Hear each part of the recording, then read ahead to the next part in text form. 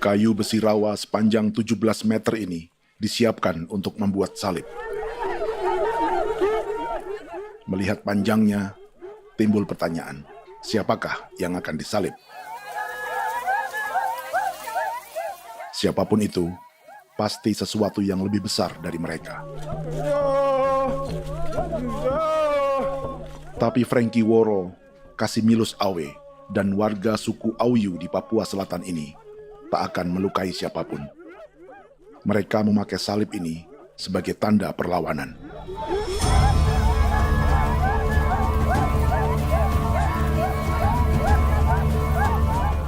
Yang mereka lawan memang lebih besar, yaitu pemerintah Republik Indonesia. Pemerintah sedang mengincar 2,5 juta hektar hutan orang Papua untuk proyek tanaman industri pangan dan energi.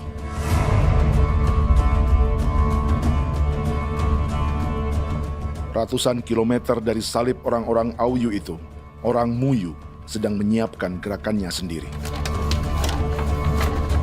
Tapi kali ini dalam bentuk sebuah pesta. Pesta yang disiapkan oleh marga Kimco Jinibjo selama 10 tahun.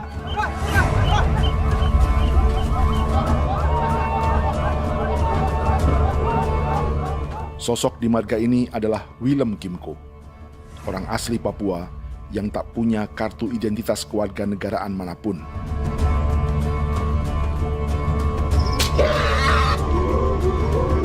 Pesta adat ini sudah cukup langka, tak hanya di Papua, bahkan di kawasan Pasifik dan peradaban Melanesia. Awalnya bayarnya aneh kalau bukan.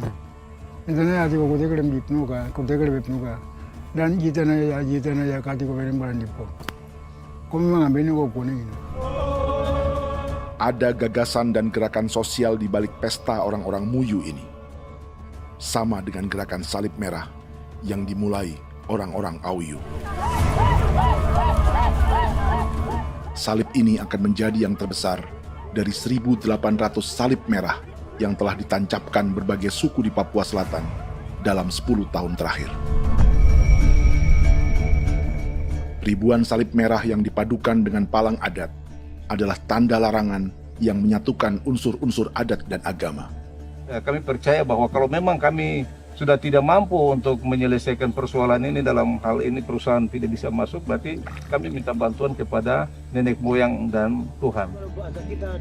Atribut perang orang Auyu ini diukir atau dilukis, digambar di batang salib ini dengan tujuan bahwa kami larang dengan sangat keras. Jadi apabila siapapun, baik dari antara kita sendiri yang melanggar batas ataupun pihak lain yang mau mengganggu keselamatan hak tanah adat kami, maka kami siap untuk melakukan ancaman perang. Salib-salib ini tidak ditancapkan di halaman-halaman gereja, melainkan di tanah dan hutan adat, di dusun-dusun sagu, dan di tempat-tempat yang disakralkan. Sebab 1.800 palang adat dan salib ini memang bukan semata tentang agama, tapi untuk mencegah negara dan perusahaan memasuki tanah dan hutan adat mereka. Papua bukan Laut.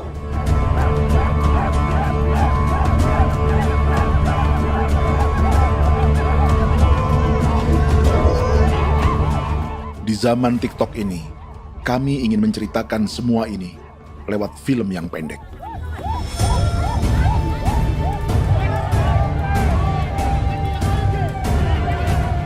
Tapi kami jelas gagal.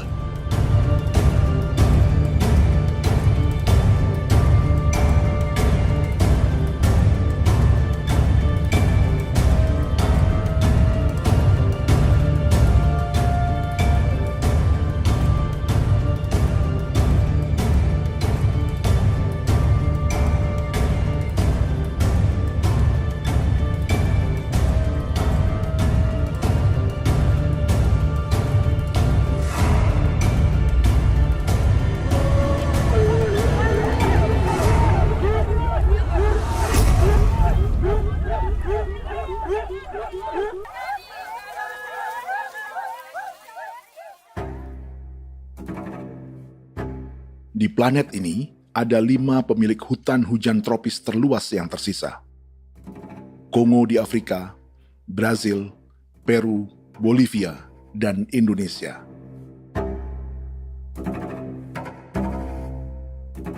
Di Indonesia, satu-satunya pulau yang hutannya masih terjaga adalah Papua, pulau terbesar kedua di dunia setelah Greenland. Lewat sejarah kolonialisme yang panjang, pulau ini kini dikuasai 2 negara. Bagian barat oleh Indonesia yang juga dikenal sebagai West Papua, dan bagian timur menjadi Papua Nugini. Dan tepat di perbatasan ini, di bagian Indonesia, sedang terjadi proyek pemusnahan hutan terbesar di dunia.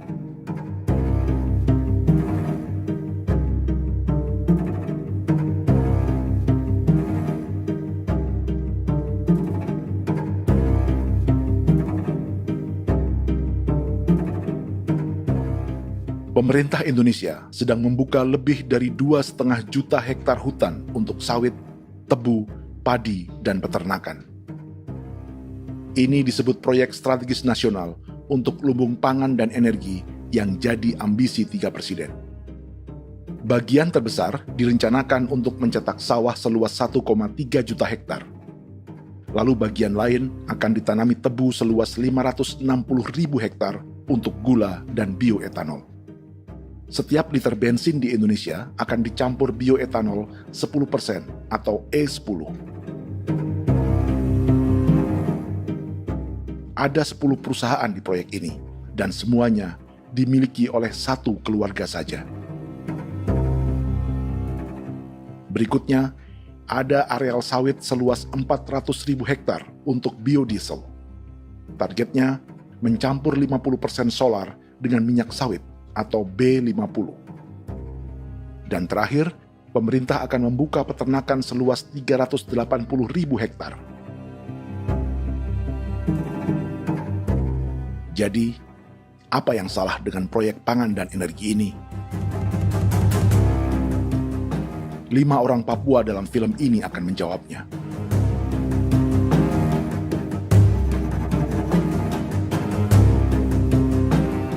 Yang pertama adalah Yasinta Moiwen dari suku Marin.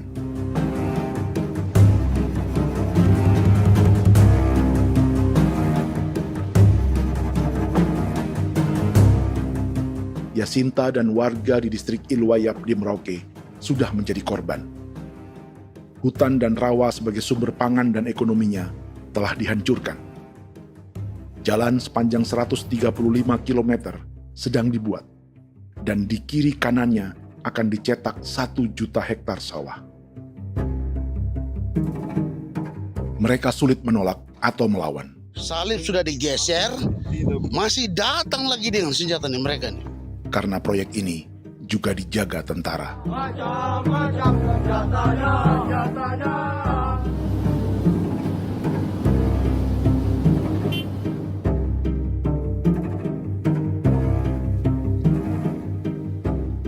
Yang kedua adalah Natalis Buer di distrik Tanah Miring, Merauke. Petani milenial ini merasa ditelantarkan.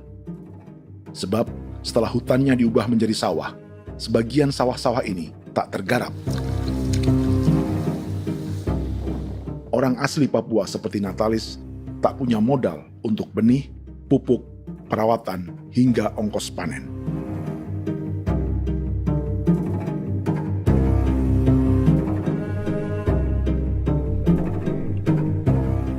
Orang ketiga adalah Vincent Kuipalo dari suku Yenan di distrik Jagebob, Merauke. Vincent dan suku Ye sedang menjadi korban. Hutan adat orang-orang Ye sedang dihancurkan untuk perkebunan tebu dan bioetanol. Tanah mereka juga diincar untuk markas-markas militer, pasukan yang akan menjaga proyek pangan dan energi ini.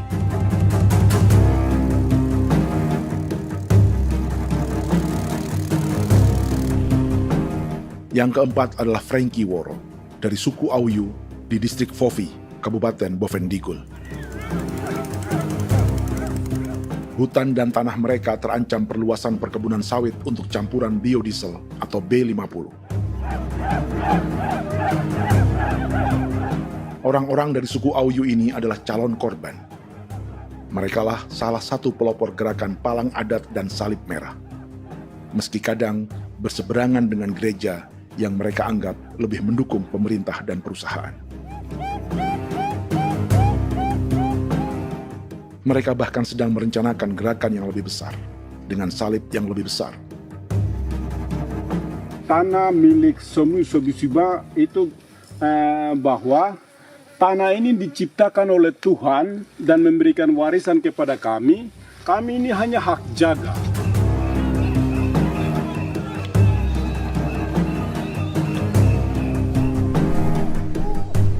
Sosok kelima adalah Willem Kimco dari suku Muyu di Bovendigul.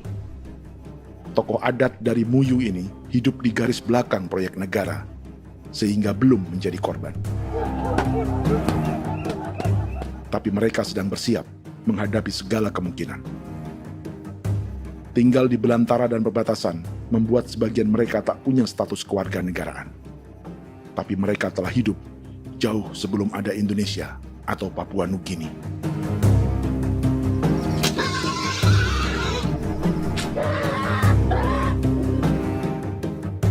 Kelimanya mewakili jutaan orang asli Papua yang sedang terancam eksistensinya.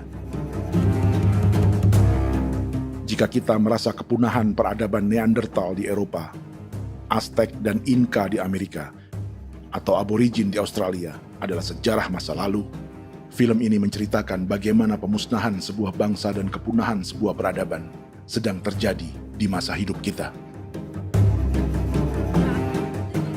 Kepunahan bukan karena kerusakan lingkungan dan ruang hidup semata, juga karena dihantam 60 tahun operasi militer.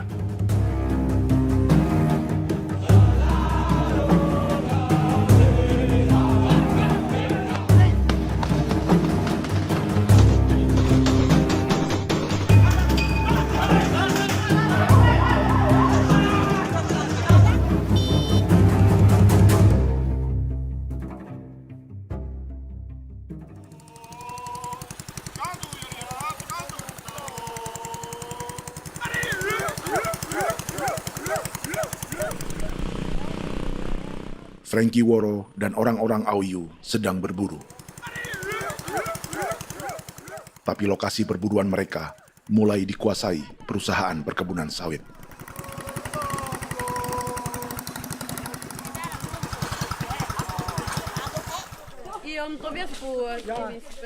Kita akan menuju arah ke Inabusu. Di sana kami akan masuk di wilayah konsesi perusahaan PT Indo Asiana Lestari, dan di situ ya ada survei-survei mereka yang mereka pernah lakukan, tapi juga kami ada lakukan tanda-tanda saksi di sana.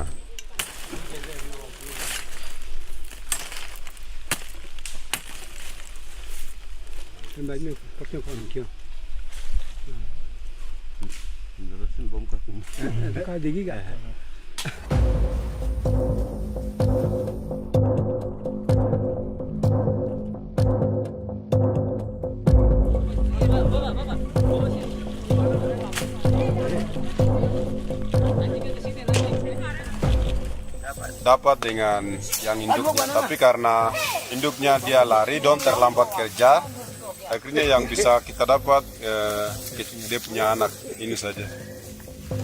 Kalau pakai bahan kayak hasil.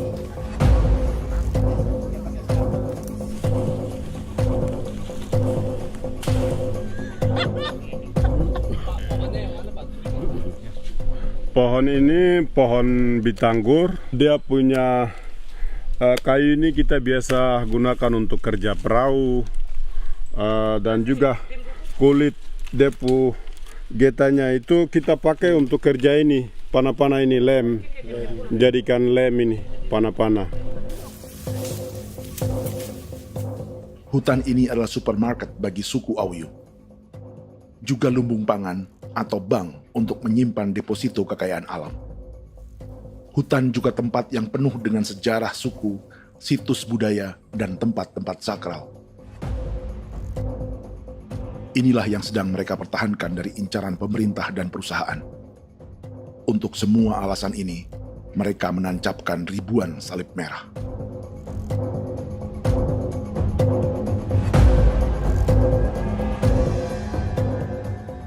Tapi dari kampung, warga suku Auyu memberi kabar pada Frankie tentang intimidasi oleh aparat negara agar mereka melepas tanah ke perusahaan sawit dan berhenti memasang palang adat dan salib merah. Ada beberapa titik yang saya sudah siap, tetapi di sini emergensi dari saya, terutama di Kampung Sokangon, PT Damai Timber. Dia mengganggu saya dengan menggunakan kekerasan maupun pihak hukum. Dan kemarin saya ada pernyataan penolakan secara resmi, tapi masih tetap dengan menggunakan pihak hukum untuk masuk, untuk harus dituntut saya untuk harus diterima perusahaan itu.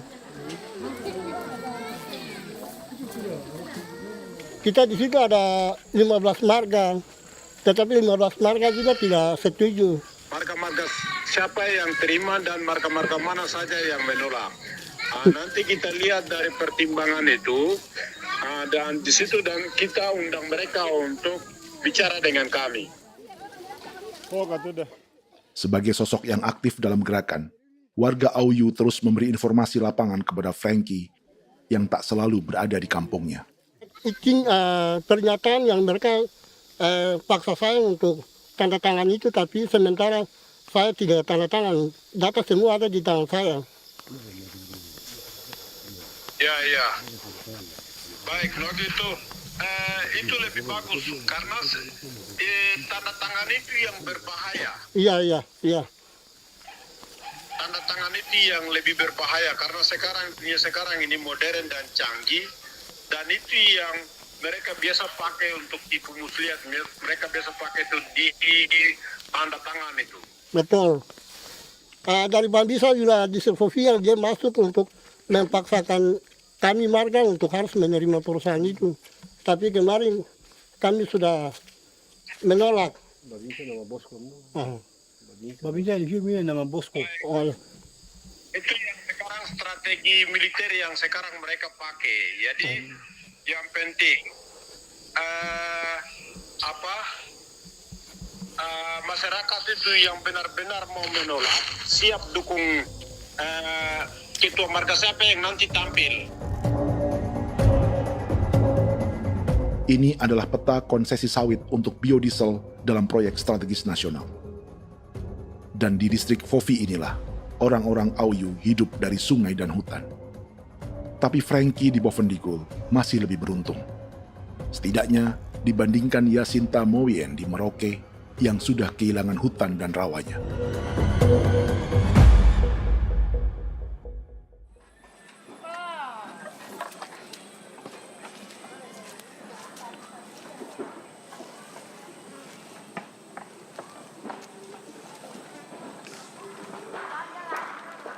Yasinta dari suku Marin adalah petani sayur di Kampung Wanam, distrik Ilwayap, Merauke. Memanfaatkan lahan yang ada, ia berkebun dan menjual hasilnya ke pasar kampung. Ini ekonomi warga di Wanam untuk menghasilkan uang, lalu memberi barang kebutuhan yang tak bisa mereka produksi sendiri. Tapi kehidupan sebenarnya ditopang oleh ekosistem hutan dan rawa. Inilah sumber pangan utama dan peradaban mereka.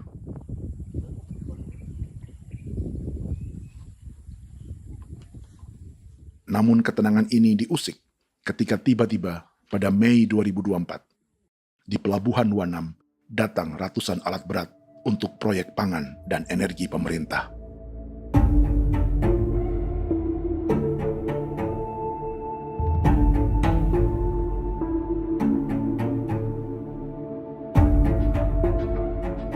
Kami masyarakat setempat kami tidak tahu. Kami kaget pagi-pagi kapal sudah ada di pelabuhan kami.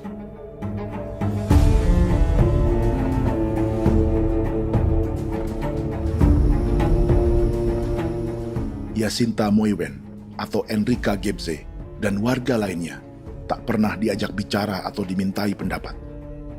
Seakan-akan Papua adalah tanah kosong. Kita suka kaget yang dong bawa turun alat berat dong bawa turun, kita kaget masyarakat. Dorang subongkar itu kayu-kayu.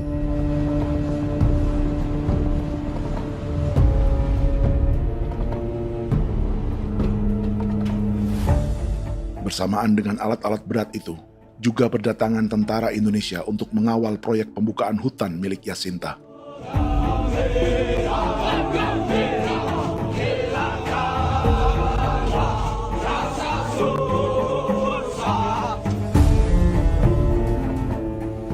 Ribu alat berat didatangkan dari Cina ke Papua oleh perusahaan bernama John Lin Group sebagai kontraktor pemerintah. Ini disebut sebagai pesanan eskavator terbesar di dunia dengan nilai 4 triliun rupiah. Misinya membuka hutan dan rawa milik orang Marin, salah satunya untuk membangun jalan sepanjang 135 km. Sementara di kiri kanannya akan dicetak sawah yang ditargetkan seluas 1,3 juta hektar. Jalan berupa garis lurus ini bukan rute tradisional ekonomi masyarakat. Jalan ini akan menghubungkan kawasan perkebunan sawit dan tebu di sebelah timur, juga untuk mobilisasi pasukan militer. John Lin Group adalah perusahaan yang dimiliki Andi Samsudin Arsyad atau yang dikenal dengan Haji Isam. Sebagian orang mengenalnya sebagai pengusaha yang hobi balapan mobil.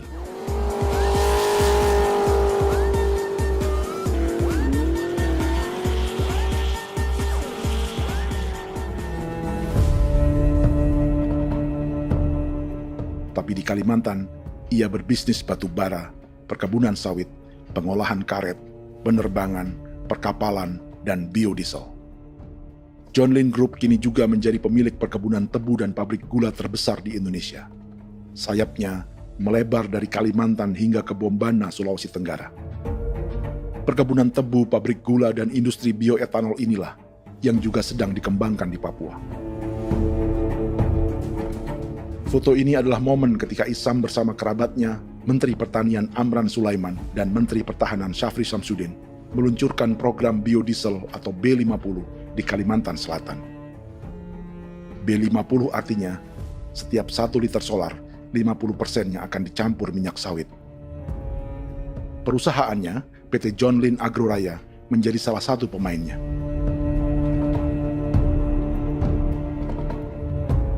Sepanjang tahun 2025, saham PT John Lin Agroraya pernah naik hingga 700%.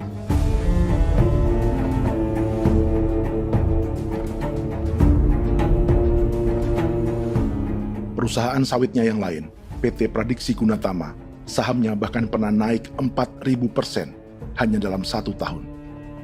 Dari harga saham ini saja, nilai kekayaan keluarga Isam diperkirakan mencapai 100 triliun rupiah lebih, menjadikannya salah satu keluarga terkaya di Indonesia dan salah satu pemain penting industri bioenergi.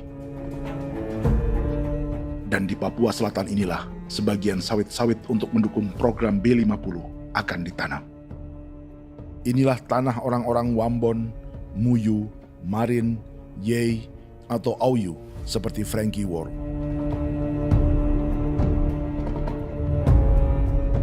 Haji Isam pernah menjadi tim kampanye nasional Presiden Joko Widodo dalam pemilu 2019 saat melawan Prabowo. Bintang Mahaputra Utama diberikan kepada Saudara Andi Syamsuddin Arsyad.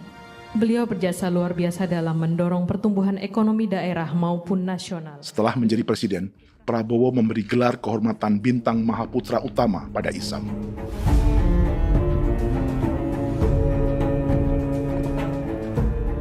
Sejumlah menteri Prabowo, juga kerabat dan orang-orang yang pernah bekerja di perusahaan Isam.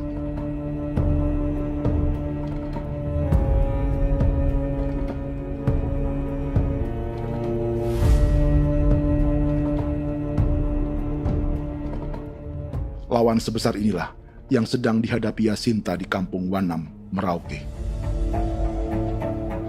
Atau petani perempuan lain seperti Enrika Gebse. Jadi alam kita ini sudah rusak. Jadi kita itu biasa jalan dari sini tuh harus pasang jerat di situ, harus cari makan di situ lagi. Itu tempat-tempat itu pasang-pasang jerat, tempat babi, rusa, sekarang sudah tidak ada lagi.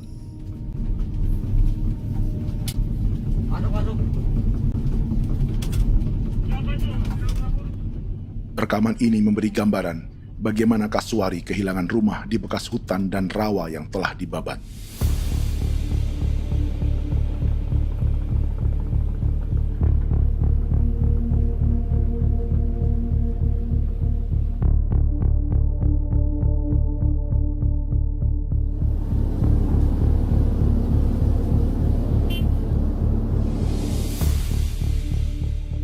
Keterlibatan tentara dalam proyek pangan dan energi di Papua memakai dalih bahwa ancaman terhadap negara kini tak hanya perang secara militer,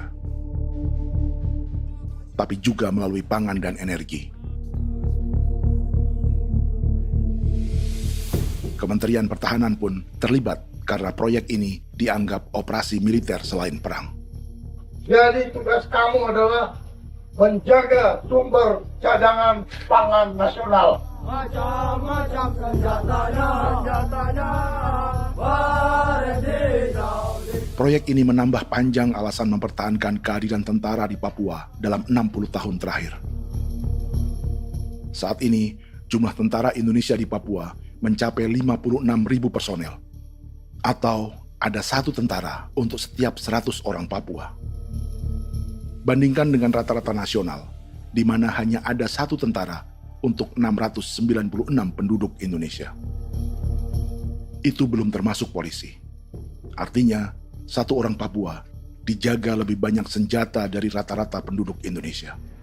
Tanah dan hutan diambil secara sepihak untuk kepentingan pembangunan batalion dan bandar antariksa. Ini bentuk perampasan masyarakat. Penolakan kehadiran markas-markas militer terjadi di sejumlah tempat di Papua. Tak hanya karena trauma dan ketakutan, juga karena mengambil tanah-tanah adat.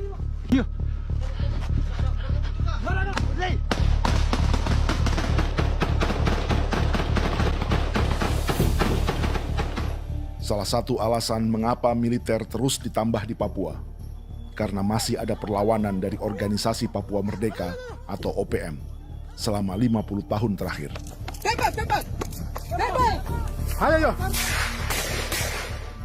Tapi kekuatan militer OPM diperkirakan hanya 1.430 personel dan 360 pucuk senjata. Selebihnya, mereka menggunakan senjata tradisional.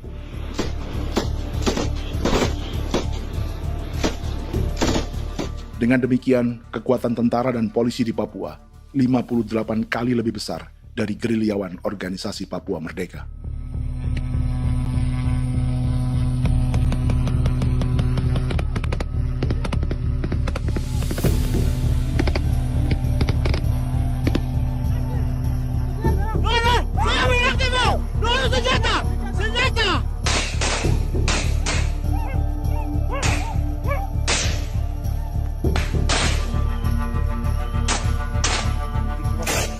Sebagian tentara berada di garis depan pertempuran, tapi sebagian besar lainnya terlibat operasi non-tempur menjaga proyek pemerintah dan investor swasta.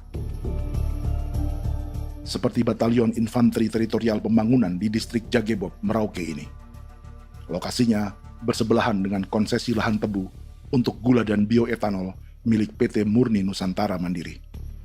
Baik perusahaan maupun markas militer, keduanya mengambil hutan milik suku Ye dari marga Kuipalo. Tapi dorong datang, tanam ini saja di sini, tanam papa nama ini. Victor Kuipalo menunjukkan apa yang terjadi. Jadi kita juga kaget ini. Nah kalau ini papa nama ini memang, ini papa nama ditanam tapi bukan haknya mereka yang ini.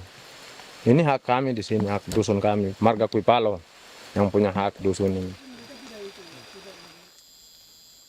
Setelah memasang patok, alat berat mulai bekerja untuk membangun markas militer di tanah orang Ye.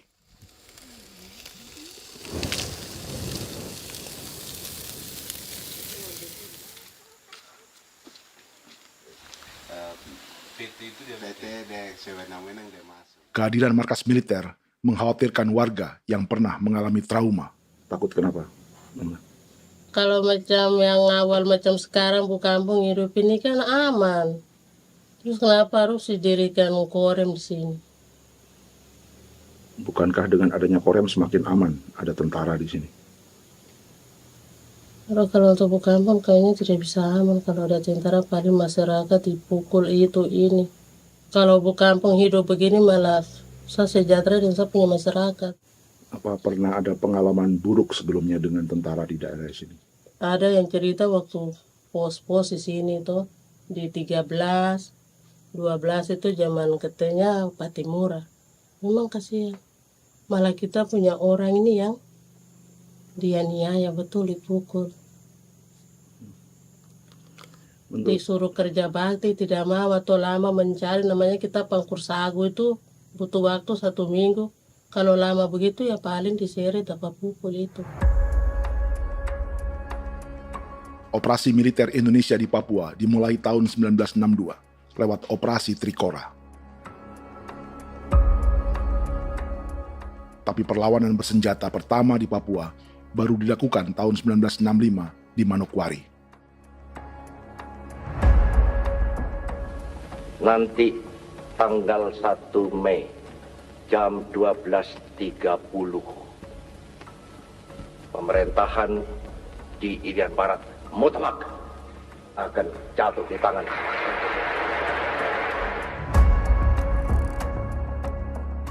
Sejak itu, selama 60 tahun, operasi militer untuk menaklukkan Papua terus dilakukan. Salah satu operasi militer paling berdarah adalah Operasi Wibawa untuk memenangkan Indonesia dalam jajak pendapat tahun 1969. 643 orang tewas di Paniai. Lalu disusul 4.146 korban tewas antara tahun 1977 hingga 1978.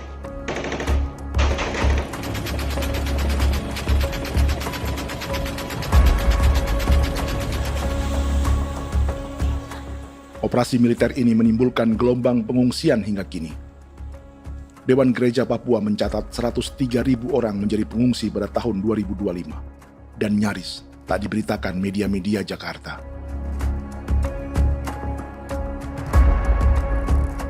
Jumlah pengungsi terbesar tercatat di Nduga yang mencapai 20.000 jiwa. Banyak di antaranya yang sedang hamil, seperti Jubiana, salah satu pengungsi Nduga. Jadi ini tagarik mesti kagi be muguruk berselari di namen wane gosem bigari me egirik munene an nimbo misle berselar nene wam darik lek prak de oi gore bangal no so ndak lo yo nandam yanet ndang no gat de nanen di ko nerwa membri wal marwa egirik munene wa tringel no semana ngal siak ya ber kumbik nyak masala orena me wo suluk ri namen wani go semane kuman nak wani wani ndemo lo ndak misri namen bre go lo nak no semana ne be minit waru ra kana bi ne dige war de mino pragit de laina bulan Maret April yana mana kantan barang ne lire na bam ne Jubiana lalu menamai anaknya pengungsi Kogoya. Selain Jubiana, juga ada Emma dari Maibrat yang melahirkan di hutan. Sampai di kampung gini, katanya bilang ada tentara yang bangun jembatan. Ya, capek itu juga pun masih tahan. Kembali lagi ke hutan lagi. Berputar sampai saya jatuh di tengah jalan. Orang sampai terbanting di kayu semuanya. Berasa sakit begitu. Melengkapnya tuh Domika Serli, pengungsi Wako. Masyarakat sipil dari Kampung Aitrem sementara mengungsi karena kampungnya sementara dikuasai oleh TNI Polri. Seratusan ribu pengungsi di Papua saat ini jauh melampaui jumlah yang mengungsi ke Papua Nugini tahun 1984, yaitu 10.000 orang karena menghindari operasi militer.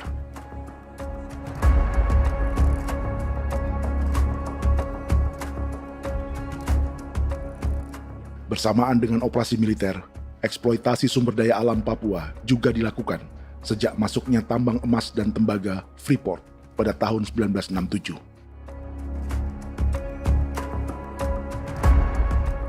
Disusul perkebunan sawit awal tahun 1980-an. Lalu ada perburuan buaya untuk diambil kulitnya. Sebelumnya, ada eksploitasi gas alam di Teluk Bintuni, pencarian besar-besaran kayu gaharu, atau pembukaan hutan tanaman industri. Ini belum termasuk perburuan dan perdagangan ikan arwana di selatan Papua, penebangan kayu merbau dari hutan-hutan Jayapura, emas di Blok Wabu Intan Jaya, bahkan nikel di pulau-pulau kecil Raja Ampat. Dan kini, dalam skala yang belum pernah terjadi dalam sejarah, Papua dipaksa mencetak sawah, tebu untuk bioetanol, dan sawit untuk biodiesel.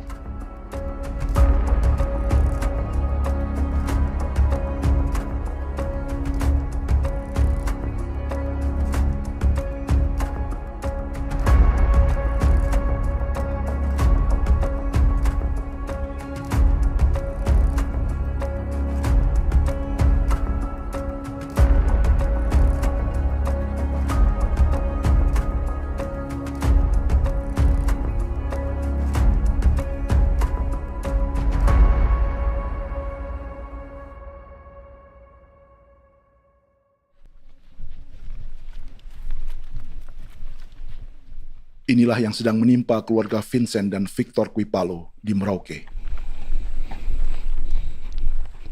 Hutan mereka diambil untuk markas militer dan industri perkebunan, PT Murni Nusantara Mandiri. 1 dari 10 perusahaan yang diberi konsesi untuk menanam tebu dan memproduksi gula serta bioetanol seluas 52.000 hektar.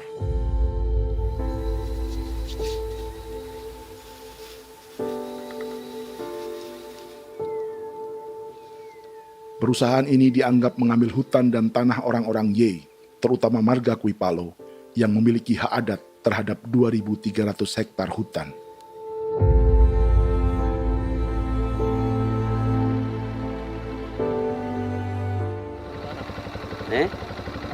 Tentara? Tentara. Oh iya, tentara.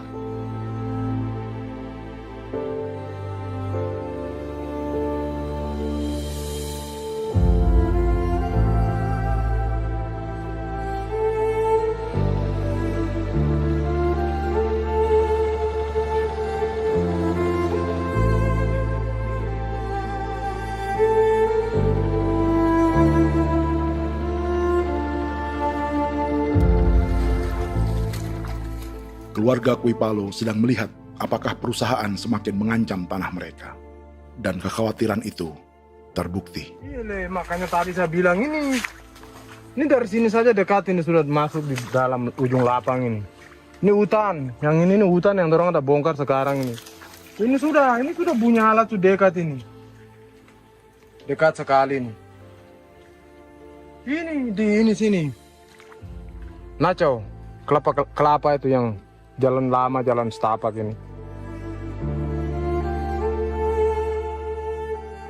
Dari udara, terlihat alat-alat berat semakin mendekati tanah orang-orang Ye, marga Kuipalo.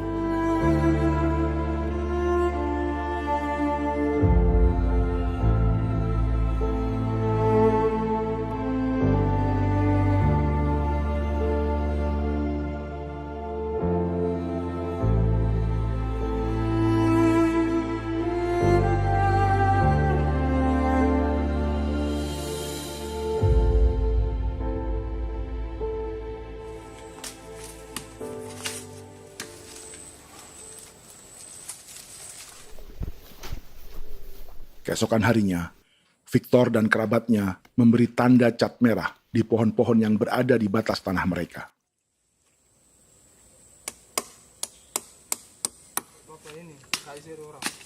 Tapi tanda peringatan adat ini tak diindahkan perusahaan.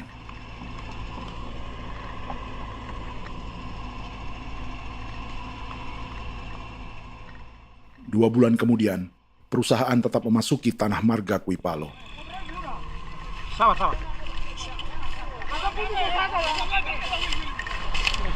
Kami manusia, kau lihat. Tapi kita sudah sakit hati sekali saya katakan. Ini sama baikin kalau pikiran berubah lagi. Kami juga punya tangan, hanya beda rambut. Mister itu juga. Woi, buka. Tidak.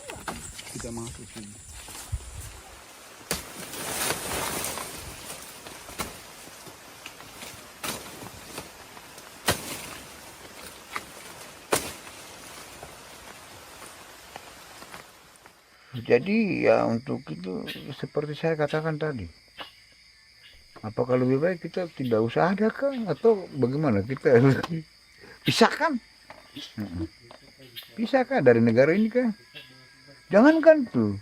Saya kemarin bicara sama Daniel, datang sama saya dengan persoalan Kodam ini. Saya bilang, Pak Daniel, kalau lebih baik saya ngungsi ke Papua Nugini.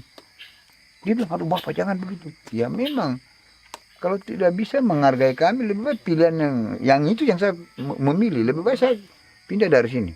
Saya mengungsi ke Papua Nugini, di negara tetangga. Masih di laut. Apa? Ada ini. Makanya saya bilang sama Kapolsek, Pak, Agustus ini, 17 Agustus saya tidak kasih naik bendera merah putih. Saya bendera ada, nanti saya taruh di meja. Bendera saya ada. Karena saya punya pikiran percuma, kita ini merasa bahwa kita hidup di bawah naungan merah putih. Ternyata merah putih tidak lindungi kami. Tidak anggap kami sebagai kami rakyatnya. Dia lambang negara. Dan kami menghargai lambang negara itu. Ternyata lambang negara ini, kita bernaung di bawah lambang negara ini, kita tidak dilindungi. Hak kita tidak dihargai.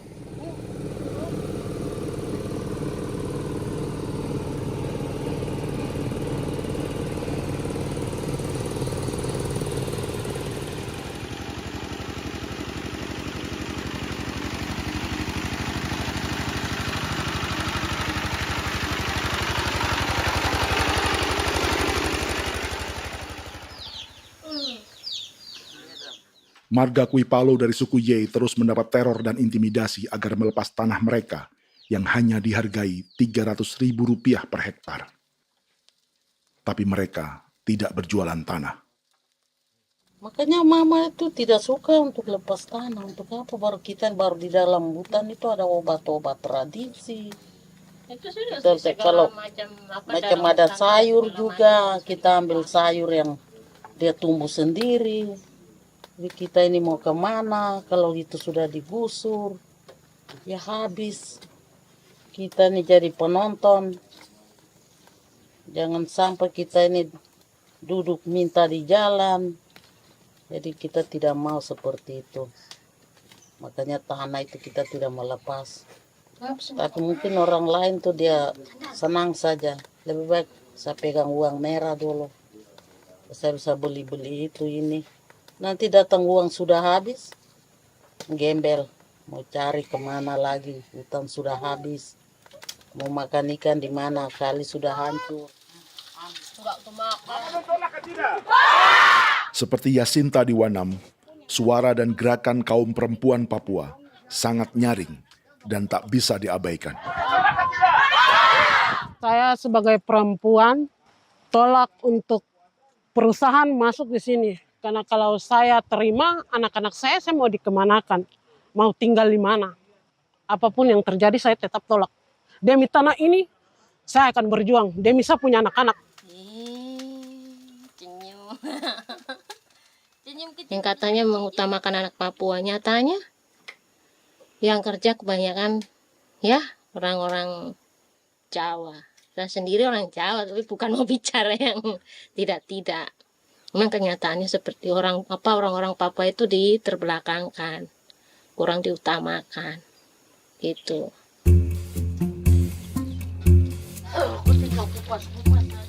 Proyek food estate seperti mencetak sawah, bukannya tak diikuti warga Papua.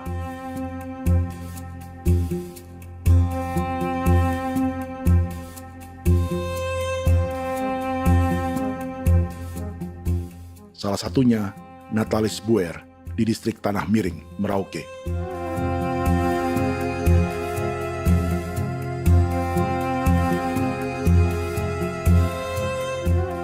Setelah menghabisi hutan, pemerintah Indonesia mencetak sawah untuk tanaman padi karena beras mulai menjadi makanan pokok menggantikan sagu.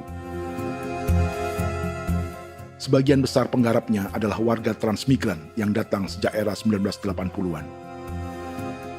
Bahkan petani transmigran sudah ada sejak Belanda membuka proyek padi kumbe di distrik Kurik. Lokasi yang sering jadi langganan pejabat Indonesia memamerkan sawah di Papua. Tapi Natalis juga ingin belajar menanam padi atau bersawah. Namun ia kesulitan karena dibutuhkan modal untuk benih, pupuk, hingga pemeliharaan dan panen. Lalu sawah-sawah ini pun mulai dikuasai pendatang.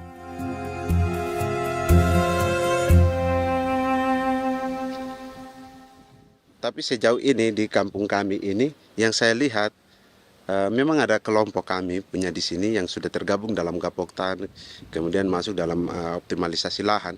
Tapi baru saya anak asli yang punya lahan di sini. Mereka tidak punya.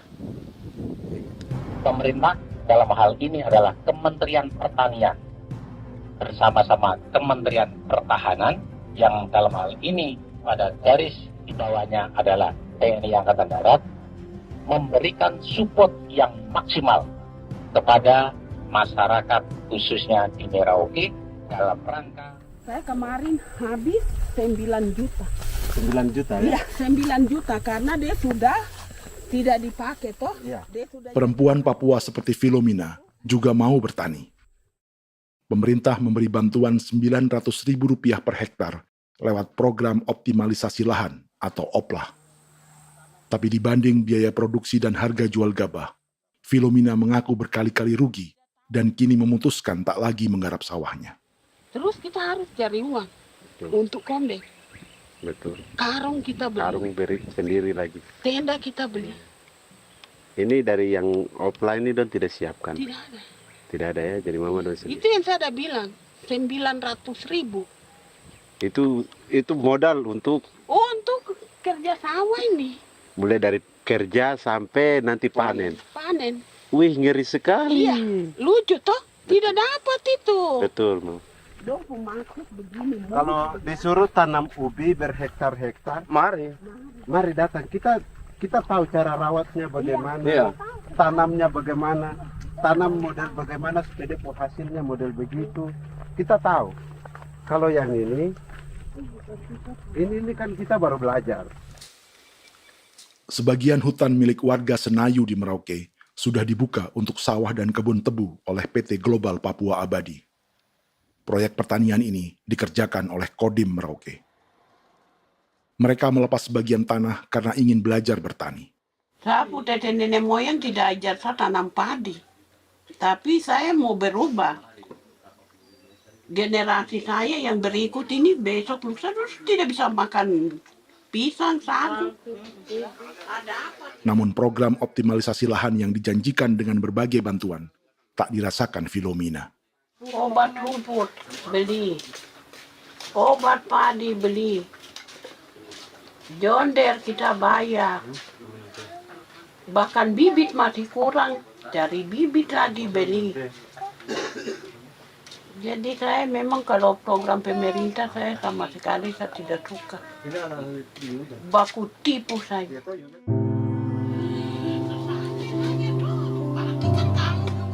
Mereka merasa ditinggalkan sendiri, jatuh bangun belajar bertani padi.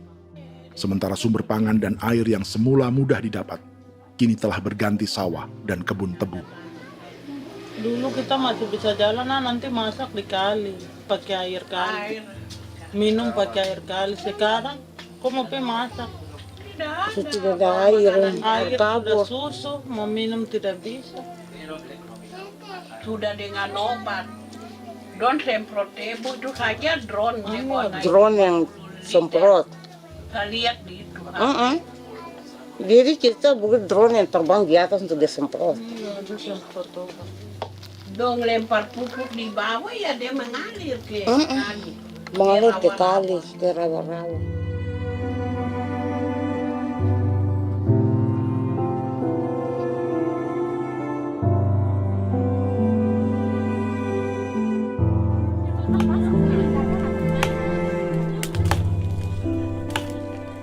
Seperti pertanian sawah bagi orang Bali atau Toraja, bagi orang Auyu dan suku-suku lainnya di Papua Selatan, sagu juga bukan semata tentang pangan.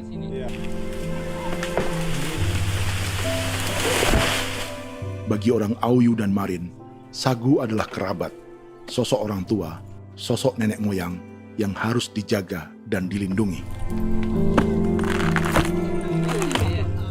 Lagi bikin apa mama ini mama? Pakai toko itu sagu.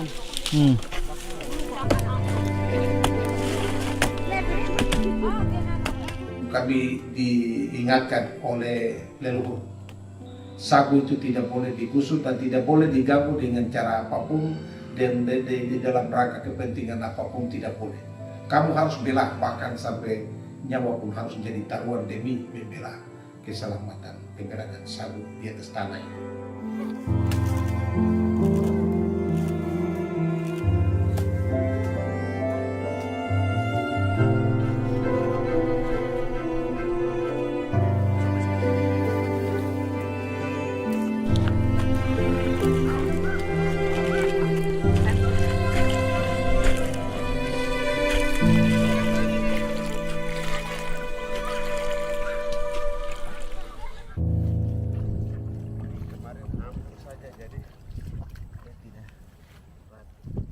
Menurut Natalis, pemerintah di Jakarta mendefinisikan lumbung pangan semata urusan beras dan mencetak sawah.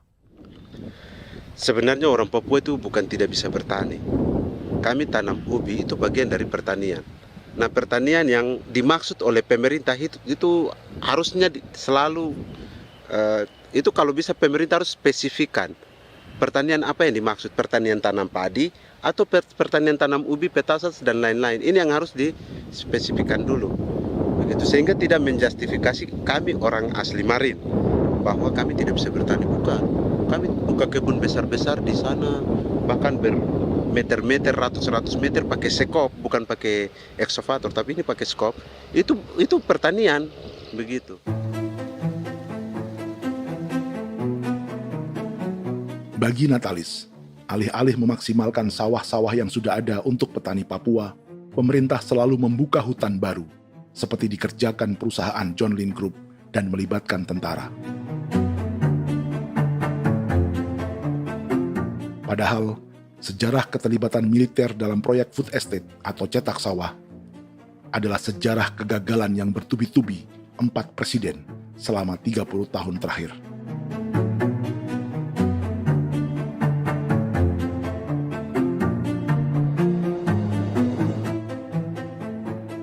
Papua bukan yang pertama menjadi proyek lumbung pangan yang melibatkan tentara. Kalimantan telah menjadi korban 30 tahun sebelumnya.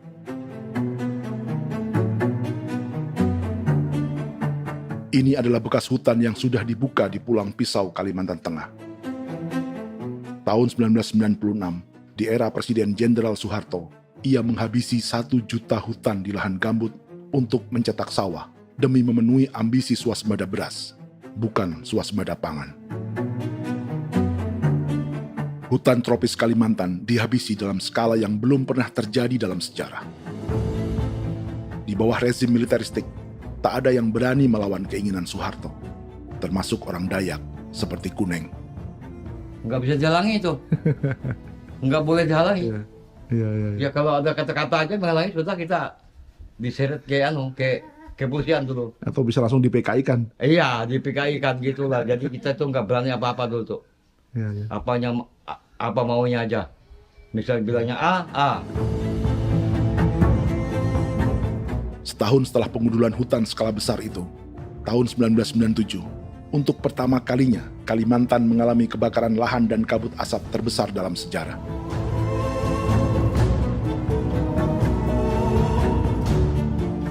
Sebagai ilustrasi, ini kondisi kabut asap tahun 2015.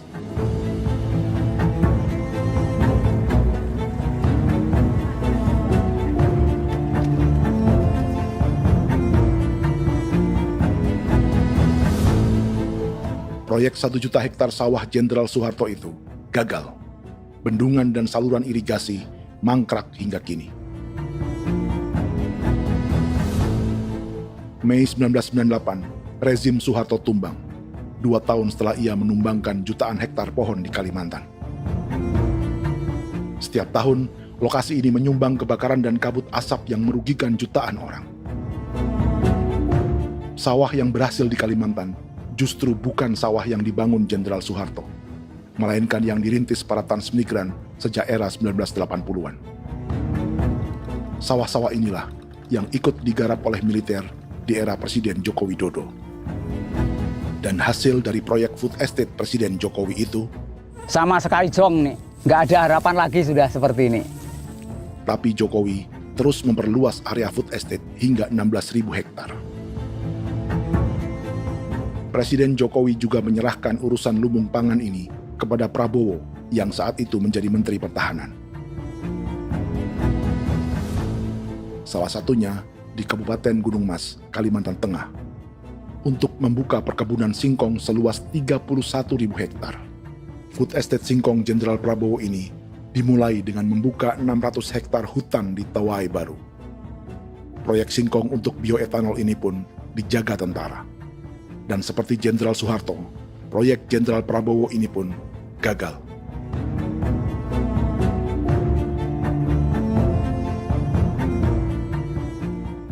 Dengan reputasi ini, Joko Widodo dan Prabowo justru sedang membuka 2,5 juta hektar di Papua.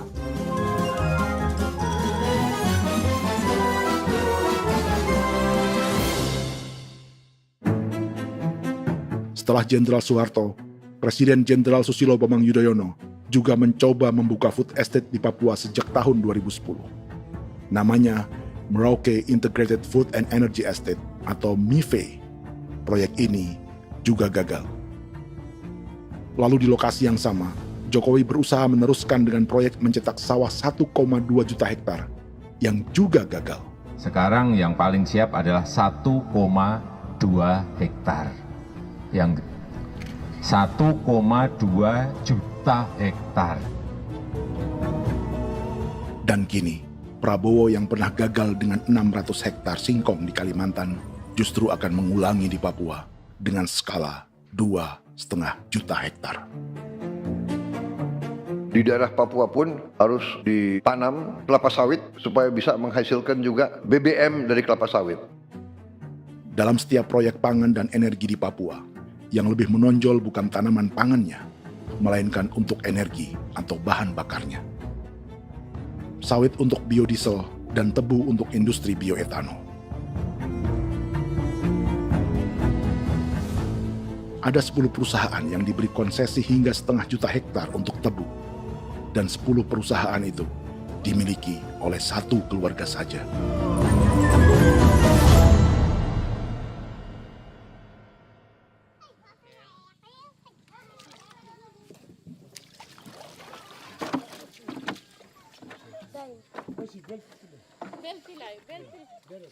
Para perempuan Auyu di Bovendigul akan berangkat memancing. Priska Beni membantu menyiapkan perahu.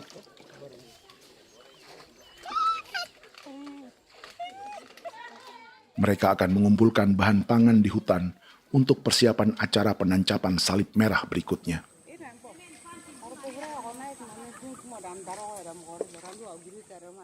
Priska sudah mengambil posisi memancing.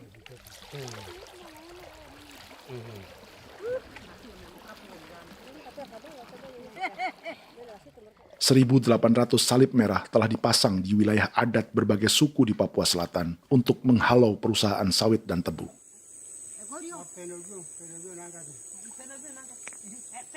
Maria Tebung yang paling muda datang membawa hasil.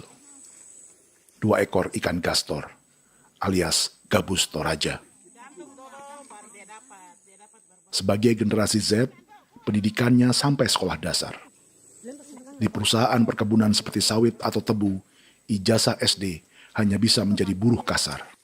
Tapi ia tak tertarik. Karena kita hidup itu dari alam, kita pancing, juga di darat, bawa anjing, terus bikin pagar sagu, dapat babi, bawa baru kita makan. Jadi kita tidak mau perusahaan masuk. Sementara Priska Beni masih mencari peruntungan. Tapi baginya, menjadi nelayan di Sungai Fofi masih lebih baik daripada bekerja 9 tahun di perkebunan sawit. sudah pengalaman, jadi kita tidak mau lagi. Seberapa lama ketika kerja itu? Selama di sana. 9 tahun di sana. 9 tahun? Saya baru pulang dari perusahaan. Selama 9 tahun kerja di sawit, bisa punya rumah kah? Atau Tidak. motor kah? Tidak. Johnson kah? Tidak. Cuma makan saja. Pendapatan juga kan tidak lebih. Habis dimakan.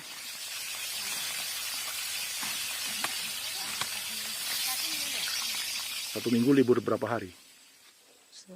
Tidak libur. Minggu tetap kerja? Tetap kerja. Tidak bisa ke gereja? Hari Minggu kerja. Hari Minggu juga kerja. Dia tidak mengenal agama perusahaan itu. Di grup perusahaan sawit Korindo, Priska digaji 2 juta rupiah per bulan dan tinggal di mes karyawan. Tapi gaji itu dipotong bahan makanan atau BAMA rata-rata 1 juta rupiah setiap bulan. Korindo adalah grup perusahaan yang salah satu usahanya adalah hutan tanaman industri dan sawit di Bovendigul dan Merauke. Di Papua, mereka memakai bendera PT Tunas Sarwa Ema. Perusahaan ini pernah memberi bantuan pada Keuskupan Agung Merauke. Keuskupan Merauke belakangan mengeluarkan pernyataan mendukung proyek strategis nasional di Papua. Umat Katolik yang memprotes sikap gereja tersebut ditangkap polisi. Jadi selama 9 tahun tidak bisa nabung? Tidak. Makan saja. Makan saja. Makan saja. Menabung bagaimana keperluan banyak. Tidak sampai. Habis di anak-anak uang sekolah. Uang 1 juta itu mana sampai. Menabung juga tidak cukup. Sudah pengalaman, jadi kalau di sini perusahaan mau masuk tidak.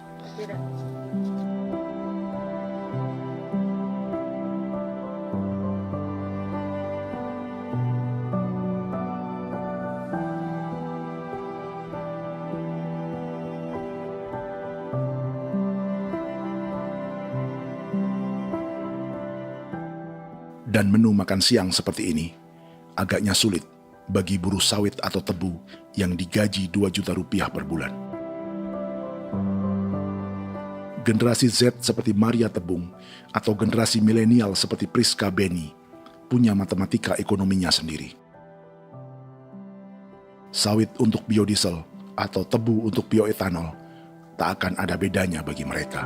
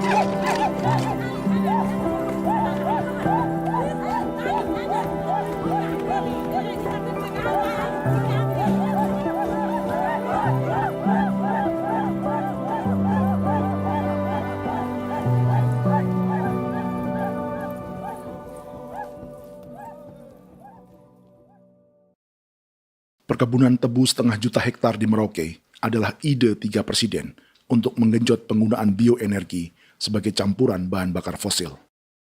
Selain swasembada pangan, swasembada energi di daerah Papua pun harus ditanam kelapa sawit supaya bisa menghasilkan juga BBM dari kelapa sawit. Juga tebu menghasilkan etanol. Singkong, kasava juga untuk menghasilkan etanol. Bioetanol adalah bahan bakar nabati atau tumbuhan yang dapat dicampur dengan bensin. Sama dengan program biodiesel yang mencampur solar dengan minyak sawit. Pertamina saat ini sudah menjual BBM bioetanol dengan campuran 5% yang dipasarkan dengan merek Pertamax Green 95. Tapi pemerintah ingin menaikkan kadarnya menjadi 10% atau E10. Maka ke depan kita akan mendorong untuk ada E10. Kemarin malam sudah kami rapat dengan Bapak Presiden. Bapak Presiden sudah menyetujui untuk direncanakan mandatori 10% etanol.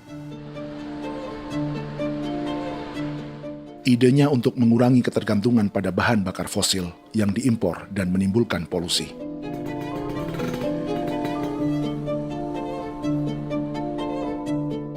Tapi bioetanol bukannya tak mengorbankan lingkungan, hutan, rawa, dan manusia. Karena program E10 membutuhkan 7,3 miliar liter bioetanol, maka lahan yang dibuka untuk menanam tebu bisa mencapai 1,3 juta hektar. Sementara saat ini, luas perkebunan tebu di Indonesia hanya 500 sampai 600 ribu hektar. Artinya, butuh lahan baru hingga 800 ribu hektar untuk menanam tebu. Dan 500 ribu hektar diantaranya sedang dibuka di Papua. Hutan yang tadinya untuk menumbuhkan pangan berubah jadi tanaman untuk bahan bakar di jalanan. Kecepatan pulihnya hutan beradu dengan jumlah dan kecepatan kendaraan di jalanan.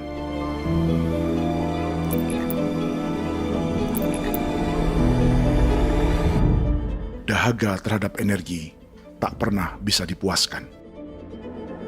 Setelah minyak sawit untuk biodiesel, dunia kini merambah singkong, jagung, dan tebu untuk bioetanol.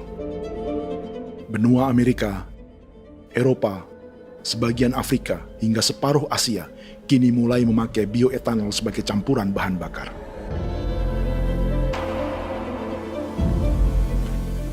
Selain perebutan lahan, masa depan dunia juga dibayangi semakin mahalnya harga pangan karena persaingan antara perut manusia dengan tangki kendaraan. Ini adalah lokasi perkebunan tebu dan bioetanol PT Murni Nusantara Mandiri yang mengancam tanah Vincent Quipalo dan orang-orang Ye di Merauke. Beberapa kilometer di selatan adalah PT Global Papua Abadi yang mengancam tanah orang-orang Muyu dan Marin. Dua perusahaan ini adalah bagian dari 10 perusahaan yang mendapat konsesi lahan untuk tebu dan bioetanol di Merauke. Batas konsesi mereka bahkan sama dengan batas negara Indonesia dengan Papua Nugini.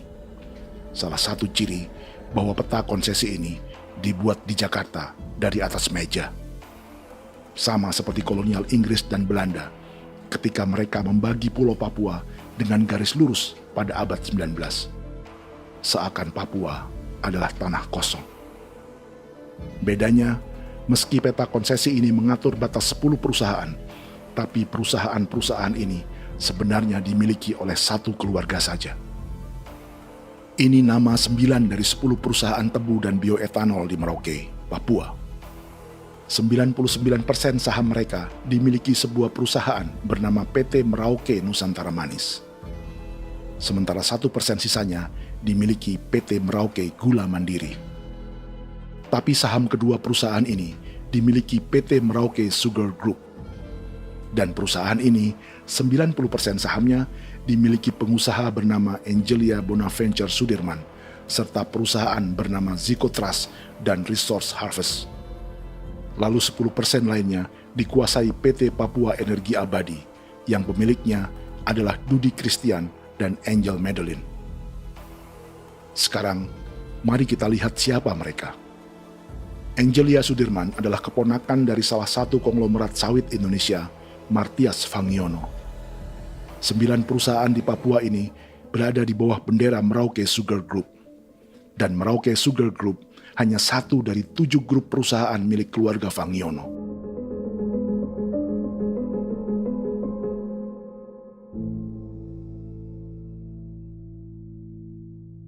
Ini Martias Fangiono. Seperti Haji Isam, Martias selama ini dikenal sebagai pengusaha sawit yang kini merambah bisnis tebu dan bioetanol. Ini momen saat penanaman perdana tebu di Merauke bersama Presiden Joko Widodo Juli 2024. Di sini juga ada anak Martias Fangiono, yaitu Wirastuti Fangiono. Wirastuti adalah salah satu yang menonjol dari keluarga Fangiono. Tahun 2025, Forbes mencatatnya sebagai konglomerat termuda dengan kekayaan 23 triliun rupiah yang mengendalikan 2 grup usaha, FAP Agri dan Surya Dumai Industri. Keduanya adalah perusahaan sawit dan biodiesel. Anak dan bapak ini adalah investor utama bagi Jokowi dan Prabowo untuk proyek tebu dan bioetanol di Papua. Sementara yang ini adalah mertua Sitorus, pemilik raksasa agribisnis dunia, Wilmar International, yang juga memegang konsesi sawit di Papua lewat berbagai perusahaan. Tapi mertua kini memakai bendera baru, yaitu KPN Corporation atau Karunia Prima Nastari. KPN inilah yang memiliki kelindan bisnis dengan keluarga Fangiono untuk proyek tebu Merauke. Apalagi grup Wilmar yang didirikannya juga pemain gula utama di Australia. Tahun 2010, Wilmar membeli 100% saham perusahaan gula terbesar Australia, Sucrogin. Akuisisi senilai 1,5 miliar dolar Amerika ini langsung menjadikan Wilmar pemain tebu terbesar kelima dunia.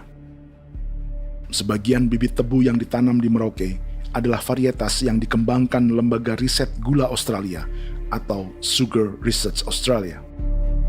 Sugar Research Australia lalu menjalin kontrak pengembangan bibit dengan PT Global Papua Abadi milik Fangiono. Tapi masalahnya, Sugar Research Australia adalah badan publik yang tugasnya memajukan petani tebu dan sebagian dananya berasal dari pajak warga Australia. Itu artinya, warga Australia membiayai pengembangan bibit tebu untuk investor dan pemerintah Indonesia. Dokumen ini menunjukkan bahwa lembaga yang dibiayai warga Australia itu pernah memiliki kontrak penyediaan bibit dengan PT Global Papua Abadi milik keluarga Fangiono. Kontrak itu baru berakhir pada November 2024. Artinya, saat Presiden Jokowi dan keluarga Fangiono menanam bibit tebu pada Juli 2024 ini, kontrak itu masih berlaku. Nama lain dalam keluarga ini adalah Siliandra Fangiono, yang pada tahun 2024 dijuluki Raja Sawit Termuda dengan kekayaan 39 triliun rupiah dalam catatan Forbes. Ia mengendalikan grup First Resources. Secara umum, keluarga Fangiono memiliki 20 perusahaan di Sumatera, 32 perusahaan di Kalimantan, 1 di Jakarta, 2 di Singapura, dan 25 perusahaan di Papua. Di Papua, perusahaannya tersebar dari Sorong, Mapi, hingga Merauke. Para politikus dan pejabat Indonesia terus membesarkan konglomerasi, meski Martias Fangiono pernah divonis 1,5 tahun penjara karena kasus pembalakan liar dan kebun sawit ilegal tahun 2007. Sementara tahun 2022, Wilmar terlibat kasus korupsi ekspor minyak sawit dan divonis mengembalikan kerugian negara 11,8 triliun rupiah. Tumpukan uang ini disebut sebagai pembayaran dari grup Wilmar yang diterima secara simbolis oleh Presiden Prabowo pada Juni 2025 lalu. Tapi peran raksasa biodiesel dan bioetanol dunia ini belum akan surut di Indonesia. Bahkan sebaliknya. Sebuah dokumen presentasi bisnis dari Wilmar International Limited pada tahun 2010 ini bisa menjadi petunjuk. Presentasi ini bagian dari proses pembelian 100% saham raksasa tebu Australia, Sucrogin. Dalam presentasi ini, Wilmar mengaku ditawari konsesi lahan 200.000 hektar di Papua, atau dulu disebut Irian Jaya, untuk menanam tebu. Dengan penerbangan hanya 2,5 jam dari kantor Sucrogin di kota Townsville ke Merauke, Wilmar akan mengawinkan bisnis gula dan bioetanolnya menjadi pemain dunia. Dan lokasi yang diincar oleh Wilmar adalah distrik Ilwayap di Merauke, kampung halaman Yasinta Moiwen. Dan persis disinilah, 14 tahun kemudian, ribuan eskavator John Lynn Group milik Haji Isam mulai membuka hutan sebagai kontraktor pemerintah. Presentasi dan gagasan ini dibuat oleh Wilmar pada Juli tahun 2010. Sebulan kemudian, Agustus 2010, pemerintah Presiden Susilo Bambang Yudhoyono meluncurkan proyek Lumbung Pangan dan Energi Merauke atau Merauke Integrated Food and Energy Estate. Targetnya membuka lahan 1 juta hektar dalam 5 klaster yang masing-masing 200.000 hektar. Angka yang sama dengan presentasi Wilmar.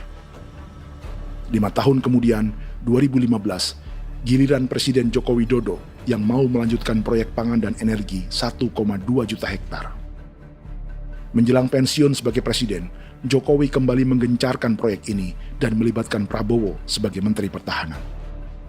Jokowi lalu mendukung Prabowo sebagai presiden berpasangan dengan anaknya, Gibran Rakabuming Raka sebagai wakil presiden. Kini, setelah menjadi presiden, giliran Prabowo yang melanjutkan proyek bioetanol dan biodiesel dengan memobilisasi militer dan melibatkan pejabat-pejabat yang juga para elit partai koalisinya.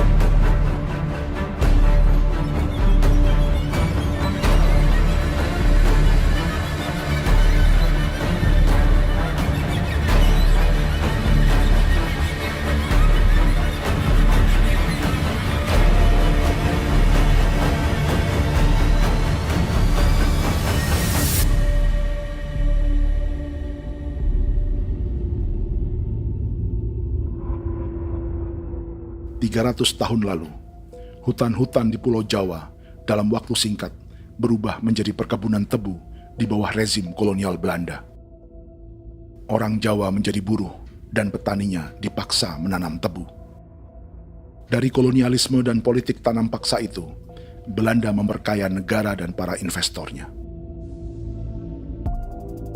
Tak puas membuka hutan untuk perkebunan di Jawa dan Sumatera, kolonial Belanda menanam tebu hingga di Suriname dan mengerahkan ribuan orang Jawa sebagai buruh pada tahun 1890. Inggris yang sudah menguasai negara seluas India dan Papua Nugini pun masih menanam tebu jauh di tengah Samudra Pasifik, di tanah orang-orang Fiji. Lalu memindahkan puluhan ribu orang India menjadi buruh di sana.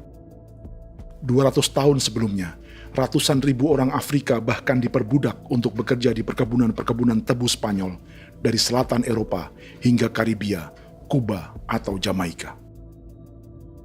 Jika dulu tebu menjadi gula atau emas putih, kini cerita kolonialisme tebu berlanjut di Papua untuk bahan bakar nabati atau bioetanol. Dan seperti semua cerita tentang kolonialisme, akan ada yang berpesta dan ada yang membayar. Dalam setiap cerita pesta kolonialisme, baik di Jawa, Karibia, atau di Papua, selalu melibatkan para elit lokal, dari pejabat, perwira, hingga agamawan. Tapi dalam setiap kolonialisme, juga selalu ada cerita tentang mereka yang mempertahankan diri dan melawan.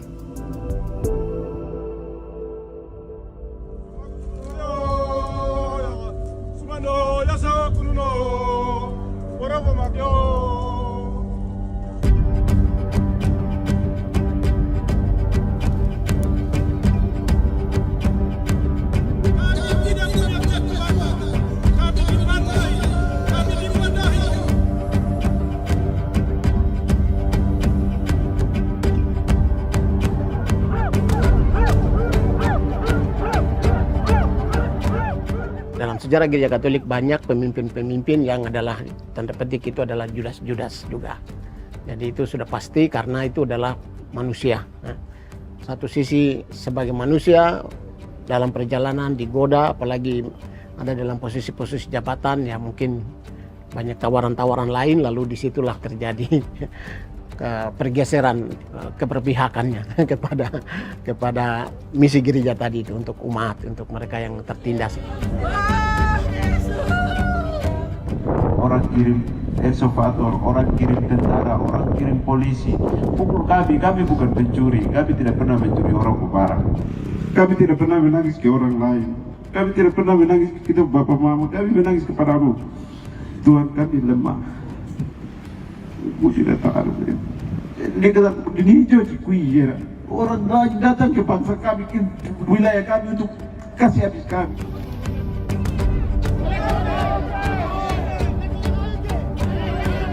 Ya Hakimam Dehi, Ya Hakimam Dehi, Bono Ya Hadikul Dehi, Bono Ya Hadikul Dehi. Kita buat sasi seperti begini untuk menolak perusahaan apapun yang masuk di tanah kami. Kalau kita kasih, kita bikin rusak sekarang, kita punya generasi berikutnya mau dapat kemana? Jadi kita nyatakan sikap di sore hari ini, kami tolak! Apa yang dilakukan pemerintah untuk PSN adalah kejahatan. Pemerintah bagian dari kejahatan, aktor perusak dan pembunuh terhadap negara, terhadap alam, hutan, terhadap manusia. Jadi negara jadi aktor pembunuh. Jadi Pilatusnya siapa? Negara, pemerintah Jakarta ini.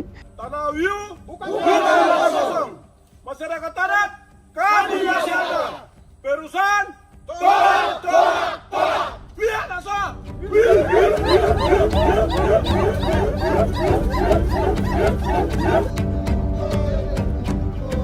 Jika tanah adat dan hutan adat hilang, kami mau hidup di mana? Maka di sini saya mau bilang, negara jangan tipu-tipu kami lagi.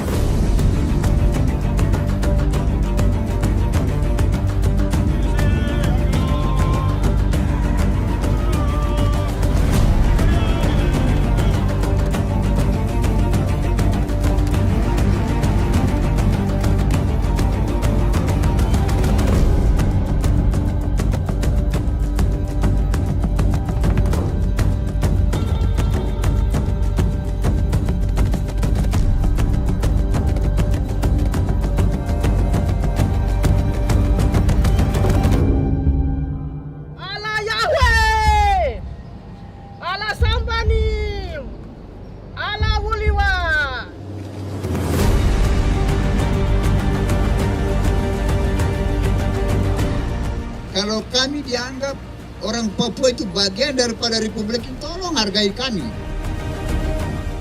Dengan adanya PSN, PT John Lindrop yang sudah menerobos tanah kami dan hutan kami, merusak alam kami.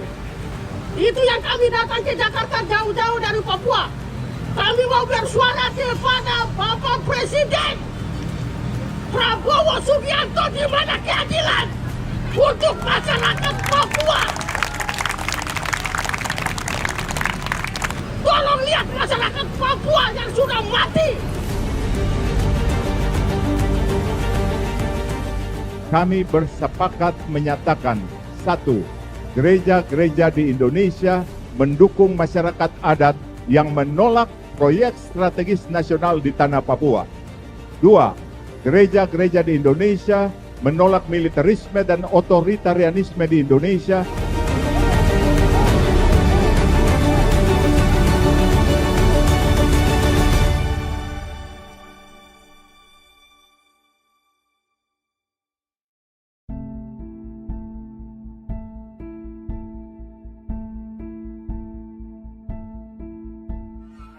Kita sering merasa banyak hal buruk sudah jadi cerita sejarah.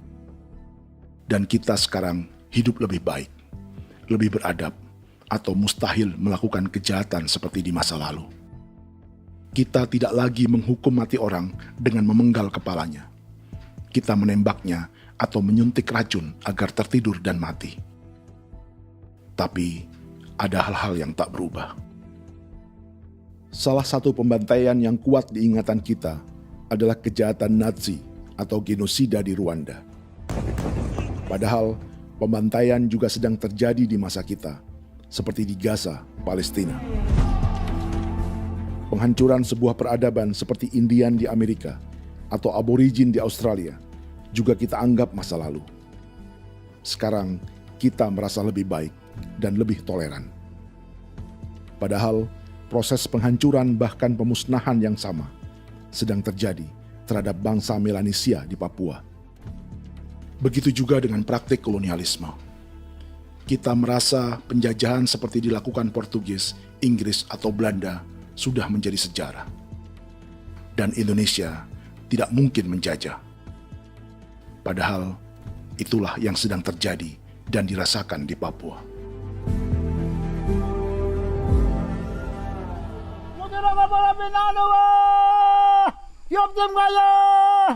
Kau yang maya, upaka maya, anak dia mana nama. Jalannya sejarah ini disadari Willem Kimco di pedalaman Bovendigol, Papua.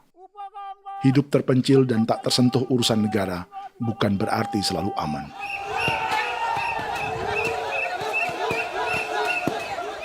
Untuk sampai di tempat ini, orang-orang Muyu menempuh 2 hari berjalan kaki mengarungi hutan, lembah, dan sungai. Termasuk mereka yang datang dari perbatasan Papua Nugini. Mereka berkumpul untuk memenuhi undangan pesta adat yang disebut Awon Atatbon atau Pesta Babi.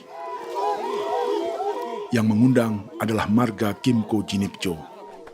Yang dituakan di marga ini adalah Willem Kimco. Ia tak punya kartu tanda penduduk dan kewarganegaraan manapun, baik Indonesia atau Papua Nugini. Tahun 1984, 10.000 orang Papua, terutama suku Muyu, mengungsi ke Papua Nugini untuk menghindari operasi militer Indonesia, termasuk Willem Kimco.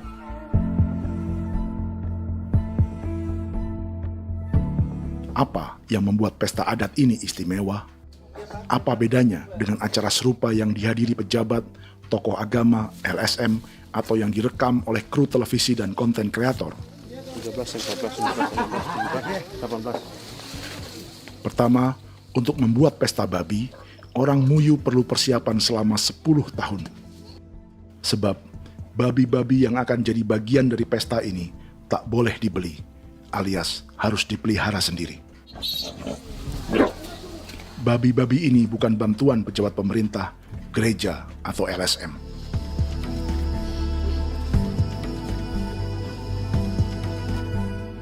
Yang kedua, babi-babi ini tidak dipelihara di kandang. Jadi punya nama babi ini kah? Harimau. Harimau? Harimau. Dia kulit dengan ini bulu di harimau, macam harimau begitu yang kasih nama harimau. Setelah diberi nama, mereka dilepas liarkan di hutan sejak kecil. 10 tahun kemudian, jika tiba saatnya pesta, para pemburu akan mencari mereka di dalam 479 hektar hutan milik marga Kimco. Suku atau marga lain tak akan mencurinya di hutan, karena mereka sudah punya babi dan wilayah masing-masing. Itu artinya mereka harus tetap menjaga dan mempertahankan hutannya agar babi-babi bisa hidup. Demikian juga dengan lahan pangan mereka, yang menumbuhkan sagu, keladi, atau aneka sayuran.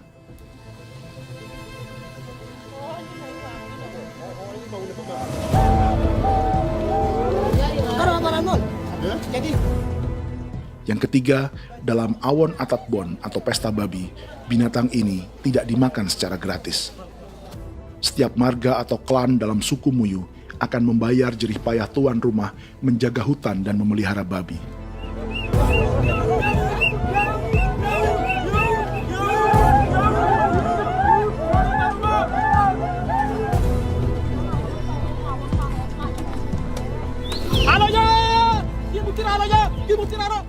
Ini seperti arisan untuk menjaga budaya dan lingkungan. Bagian dari budaya dan ekonomi timbal balik yang ditandai dengan siklus memberi dan menerima.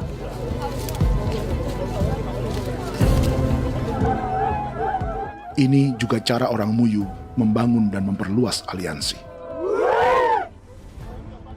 Awon bet begul bet, ulan yau kando bet, asat bet anani, asat bet yang ligan anani, oh ado amten anani, menini tu na jaga, kepo kemo ko di mana. Kepo kemo mayat me. Kep tetek mo mayango kep kanin between ke iftore ven. Ne ve ne tana ke kadek me. Oke. Kep ko nanti ko tok mo kepo ke pasak to ran. Kon kene man gine wane wanjo. Koko kati bolon ja bengo. Koko konim bolon ja.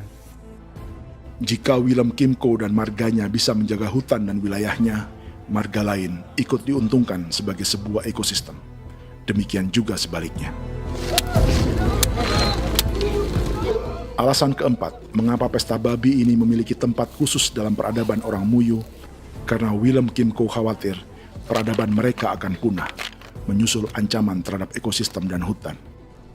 Setiap marga atau klan harus mengkonsolidasi diri dan membangun aliansi.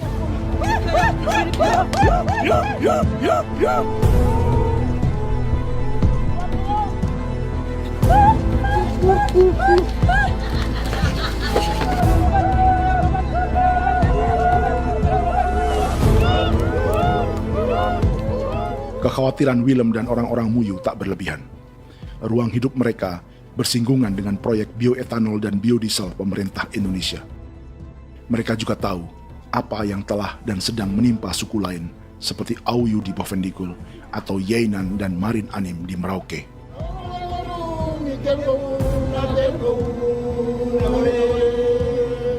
Jika suku-suku lain menggunakan palang adat dan salib merah sebagai gerakan perlawanan, orang-orang Muyu memakai pesta babi untuk mempersiapkan diri dan konsolidasi.